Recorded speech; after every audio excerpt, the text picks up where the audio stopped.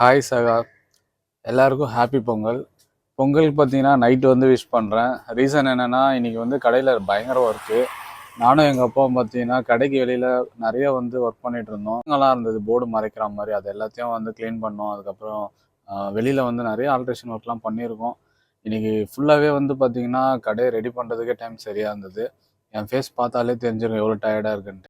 எங்கள் கடைக்கு லெஃப்ட் சைடில் பார்த்தீங்கன்னா மரம் ஃபுல்லாக வந்து கவர் பண்ணியிருந்தது. அந்த போர்டே லைட் போர்ட் தெரியாத அளவுக்கு இருந்தது. அது எல்லாமே இன்றைக்கி வந்து வெட்டி க்ளீன் பண்ணோம். ரொம்ப பெரிய ஒர்க் இன்றைக்கி பண்ணி முடிச்சிருக்கோம். இந்த பாருங்கள், அந்த மரத்தெல்லாம் வெட்டி எங்கே போட்டிருக்கேன்ட்டு.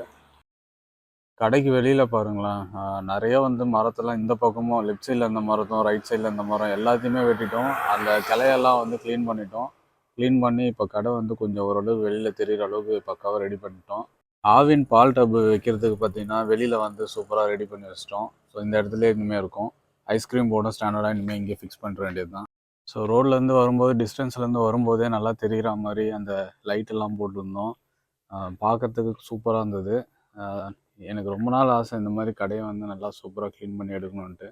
ஸோ கொஞ்சம் ஓரளவுக்கு ரெடி பண்ணிட்டோம். இன்னும் ஒர்க் இருக்குது. இன்னும் இங்கெல்லாம் பெயிண்ட் அடிக்கணும்.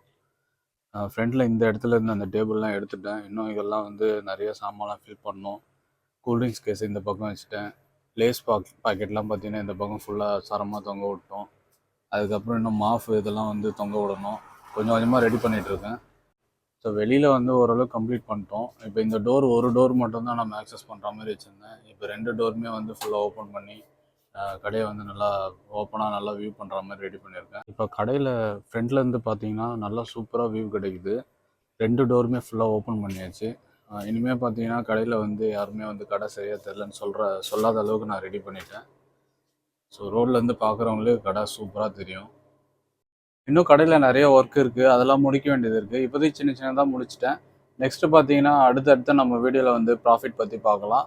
இன்றைக்கி வீடியோ இதுதான். எல்லாருக்கும் பாய்.